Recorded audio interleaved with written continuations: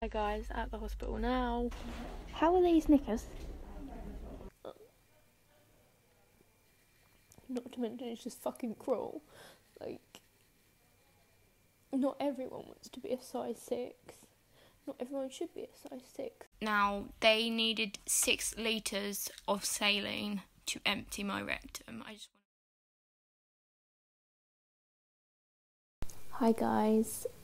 So I thought I'd do a little room tour because normally when you stay in a hospital you're in a bay and it's kind of shared with everyone else, but luckily because I'm autistic and for other reasons I got a side room, so I thought I'd do a quick room tour.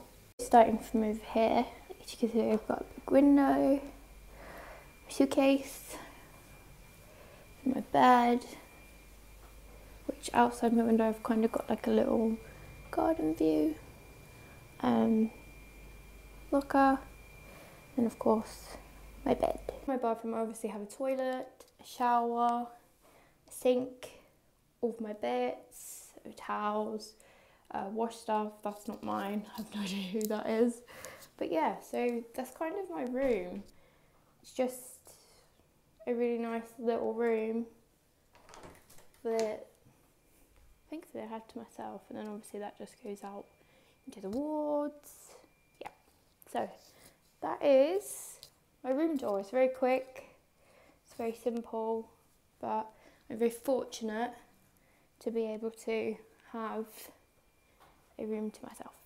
I think I'd been there a week-ish. I had already been called fat again. I had been made to do procalamide again, even though at that point 3 medical professionals had said no, don't do it, including the one that was making me do it, who had signed a letter to say that actually I shouldn't have done it. But hey ho, I honestly cannot even begin to fathom what was going through their heads. So update, they forced me to do procalamide again, which if you followed Jen on Instagram, you'll know that I've actually reacted to procalamide. I actually have signed documents saying not to take it, but somehow they've managed to force me to take it again, so I'm not happy. I'm just going to pop into the shower, try and make myself feel a bit better, but yeah, my lip, I've been picking them with anxiety and all, but yeah. That's today's update. But yeah, it was all about ego, and I've said this to their faces, so I'll say it on here. It is all about ego. It stopped being about me a long time ago, and I think that's the bit that I struggle with. Like, you should be about your patients. I totally get that you have to cover all bases, but when it becomes torture, you should stop. And yeah, I was definitely in that torture stage. I'm doing this in the dark because I've got a migraine already. I feel so nauseous. Just going to attempt to eat some porridge. And then I'll have a shower and then take the meds. I'll probably get back into bed because I feel rough already.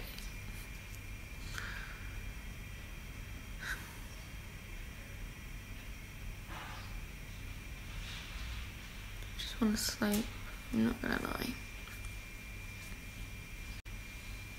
How is everyone today? Hope everyone's having a bad day tonight. I've done the Arceus oil enemas for nearly 2 years, so I know that they go in and they come out just the oil. You can't wash off, like, you can't just wipe off oil, you physically have to wash it. So they were getting me to do the enemas 10-11 p.m. at night. I was doing the enemas myself because I did them at home myself, like it made no sense, and I wanted to have that bit of dignity, and I begged them, please, can I have that bit of dignity? Which the nurses agreed to. I let the consultants convince me that I was batshit crazy, and instead of stripping my entire bottom half off, which is what I would do at home, I didn't, and the enema oil went everywhere, and then it did explode. I had an explosive episode that went all over the floor in the bathroom at like 11:30 p.m. I rang my mum and I was like, what the hell do I do? Because I don't have any cleaning supplies. Like, obviously you don't have any cleaning supplies. And she was like, oh, you have to buzz the nurse. But being autistic, I don't like doing any of that sort of thing. I'm really independent. I would never let them clean up my waste products. Obviously at this point there was no stool in this, can I just say, like, there was no stool. It was just enema oil and sodium picofate. It was just the solutions of the meds just coming through. There was bypassing the stool. I did, after I think it was about 30 minutes, so I think this was about midnight now, buzz a nurse, and I shut the door of the bathroom and I was bawling my eyes out, begging her, please don't look in there, because I honestly, mentally, it was just too much. It was far too much. I'm 23, it's a lot to take. I think at this point I had done 6-7 of the sodium picofate, 6-7 paraffin, so it's 10 mils of each. I had done a procalamide and I had done 5-6 Arceus oil enemas, and no bowel movement whatsoever. It was just oil of the enema coming out and the sodium. I was wearing the pull-ups, which I will insert a video.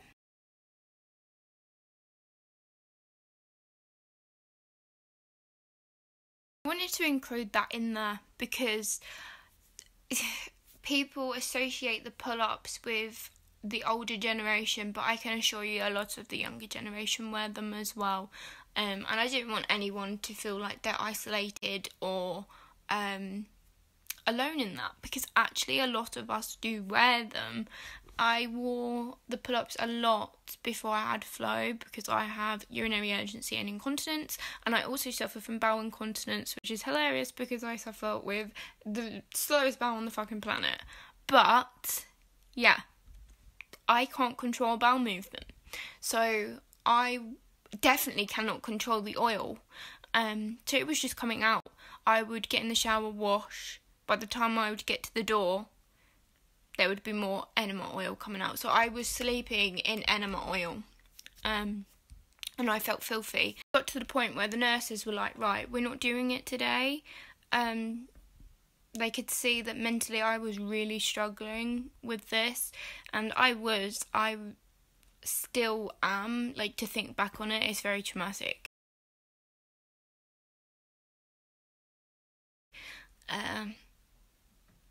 But yeah, the one night I didn't have to do the enema oil, I remember getting in the shower because I wanted to get into the shower, not because I literally had to, and crying, and I mean sobbing, because I finally felt clean. Now,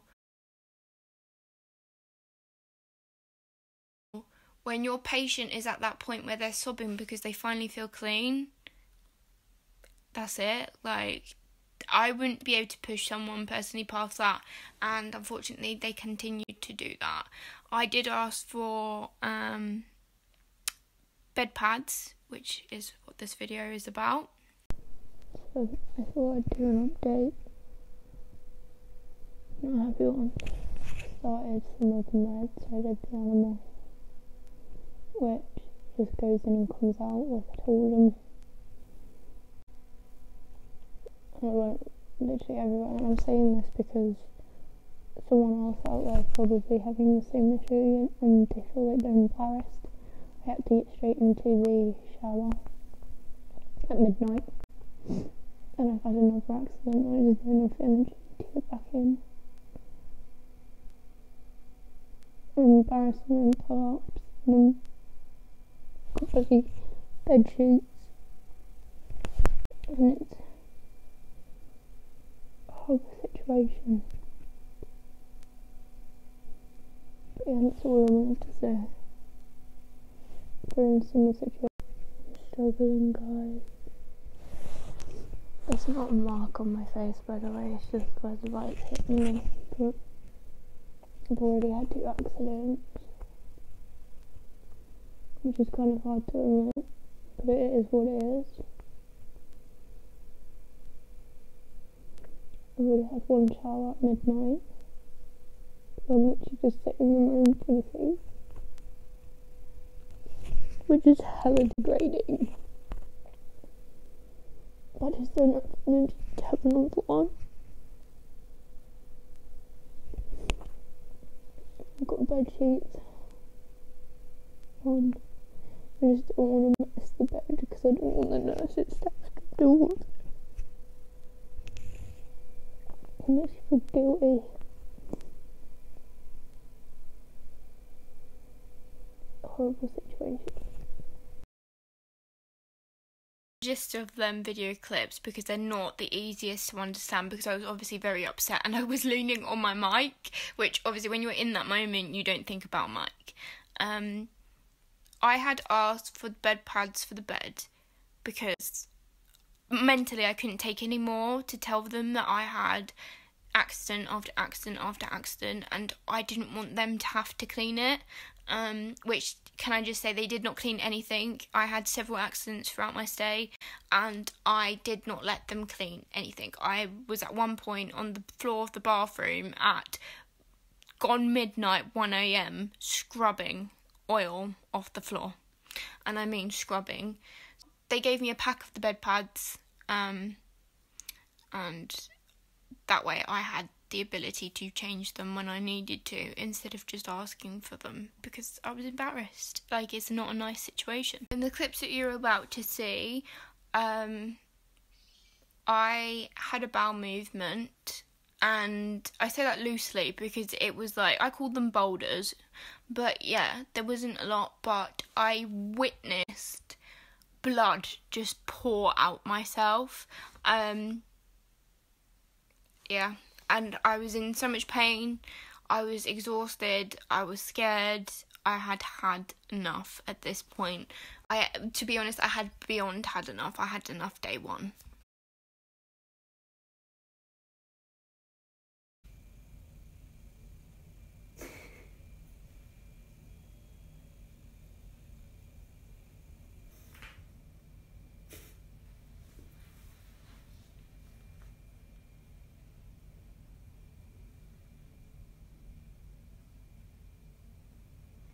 And that evening, because I was upstairs on the surgical ward, not down on the gastro ward, the out-of-hour doctor refused to come see me despite the fact that I had bled, because he didn't want to get on the elevator upstairs. No, I'm not joking. What I was told was if I continue to bleed or I bleed out into my diaper, to buzz, and they'd go from there. After this, I started to be violently sick. I think it was a day or so after, and I was sick consecutively for 6 hours non-stop. Like, there wasn't any stopping of it. I had taken my usual dissolvable danzatron, 4 milligram. I threw up within minutes. They then gave me cyclizine, which I didn't know it was cyclizine at that time, because cyclizine is not brilliant for POTS, which is postural orthostatic tachycardia syndrome, if anyone's wondering. Via an injection into my thigh, I threw up instantly, and then continued to throw up for 5 hours after that. I wasn't given any fluids, etc. I was kind of just left because I am very difficult to cannulate. I don't think that's a good enough excuse, but that is the excuse they gave. Yeah, I was ridiculously unwell. Now, I did buzz the nurse. They did see the sick in the bathroom. Obviously, I cleaned it up, but they did witness it. I was informed that in the morning, I would start IV fluids because I was clearly dehydrated. I was ridiculously unwell at this point. Now, the morning staff told me that the night staff didn't document any of it, and for them to believe me about the blood, the bleeding, and the sick, I would need to provide proof, which was really frustrating because I had thrown up in front of one nurse to the point where she was rubbing my back after she had injected me with the cyclozine.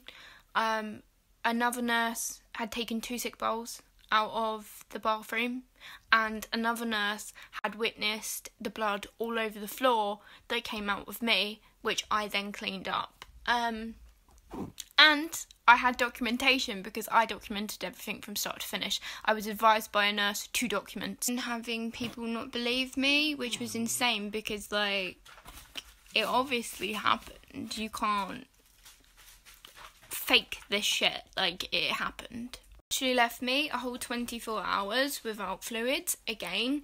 And then it was only when the night staff, and it was the same lady who actually witnessed me throw up, was like, why have you had no fluids? And I explained the situation, and then they gave me fluids, and this is the clip. I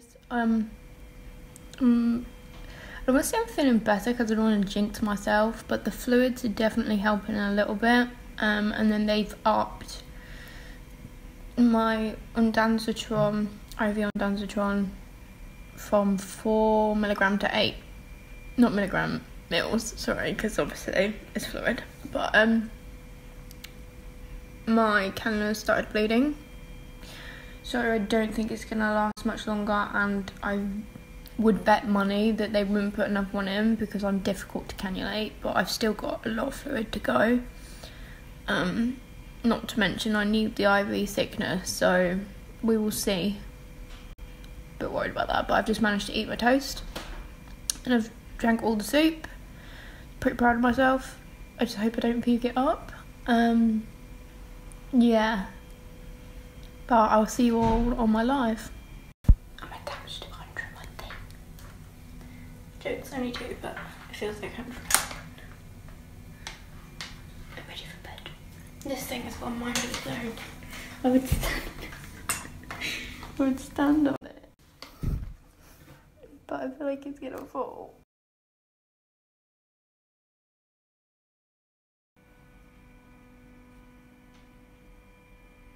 They're taking it out. And she was like, oh, I tried once or twice to jab you. And I was like, oh, beautiful, thank you very much. Take the fucking thing out then instead of leaving it in. Then Moody Margaret. Her name's not Margaret. I just say Moody Margaret to the boys when they're on one, mostly Snoop. But, yeah, she came in and she was just like, is it really bleeding? Even though she can see it with her own eyes. I was just like, yes. What the fuck? And now they're just outside my door talking about me. So I'm in here talking about them. Fucking hell, get me out of here! Please. And at this point I'd seen the head of intestinal failure, and he realised that my bowel is not good at all. In fact, he actually told me to get a second opinion. I was told by a different nurse to get a lawyer, which I didn't do because at the end of the day, all I want is relief. Like, I really couldn't give a toss about money. I just want relief. But yeah, so the head of intestinal failure decided that I needed an NG tube to pump the amount of laxatives that I would need. Yeah, it wasn't fun whatsoever. So, the team came in and I'm just doing this update because it's part of it, I guess, isn't it? Long story short,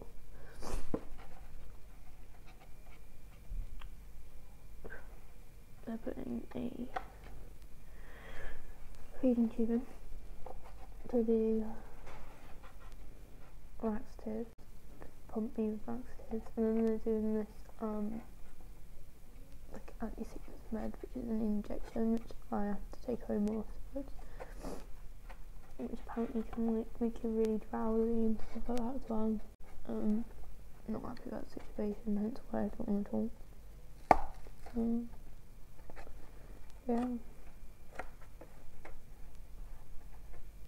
Overall, talk about how they're not doing anything drastic. Tell me this isn't drastic.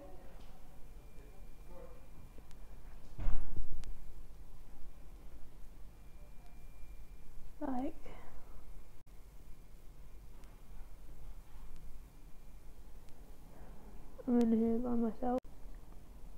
No one's here. It's not even fully secure. It could easily come out. I'm waiting for an X-ray to see if it's actually placed. Just been left to sit by myself. Yep. And I agreed to the manual evacuation. I didn't even think this would be a possibility to happen.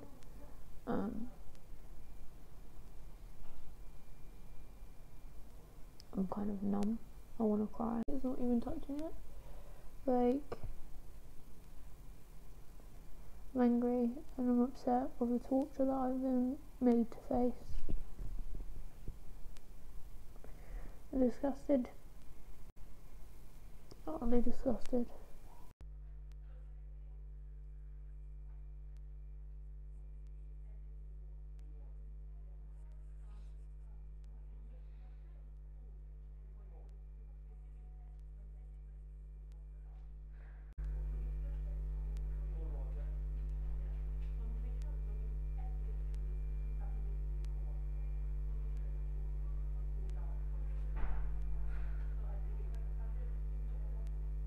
So after the NG tube, I was left to kind of just hold it in place, as you can see from the clips that I've shown.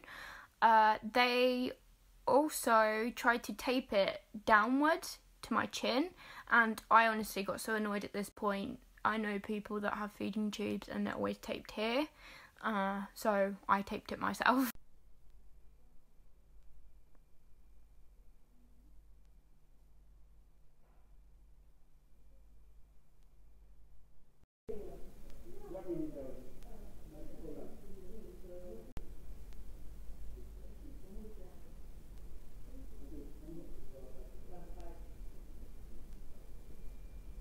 As you can see from the clips. Now when it came to pushing the meds through, wow, it didn't happen. The woman forced the cap on, she broke the tube, it split up, but she didn't tell anyone, and I was obviously not in any sound mind to do anything. Honestly, at this point I just felt like a dolly.